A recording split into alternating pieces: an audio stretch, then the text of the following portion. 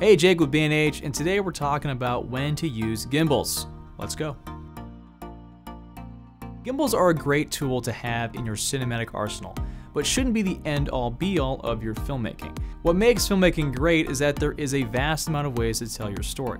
And that's the most important thing in filmmaking, telling your story. But for today, these are a few tips to let you know when to take your camera off those sticks and onto a gimbal. If you're planning on tracking a subject, whether that's on foot, by car, or on a bike, a gimbal is necessary, or else you'll get some pretty shaky footage. Some cameras come with IBIS, like the GH5 we're using right now, but that alone won't take out the jumps and jitters you'll get from not using a gimbal. A gimbal will provide you with a smooth and steady shot as long as it's balanced correctly. With the tracking shot, you can use a wide, medium, or telephoto lens, either behind the subject, on their side, or in front. The wide shot will help show the environment, and the medium tight shot will make it more intimate by showing your subject's perspective or their emotion.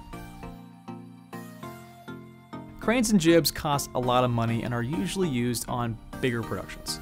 But if it's just yourself or a smaller production, then doing a poor man's jib is a great option. The use of foreground to reveal whatever it is you're showing will make your gimbal movements more apparent and interesting. Remember to use manual focus to have your end shot in focus, or else your camera will be hunting to focus on something else. Doing the same shot with a gimbal on a monopod will allow you to get even higher to reveal more of your scene. Low angle shots give you a unique point of view. If you start low and push in on a subject, you can create a heroic looking shot. You could track a subject, or you can shoot the moving ground and use it as B-roll for time passing by.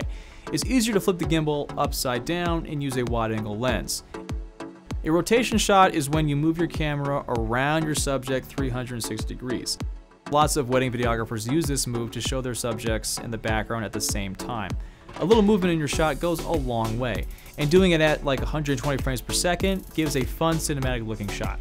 Wide and medium are best for this, unless you're really going for that Michael Bay look, then you gotta go zoom lens.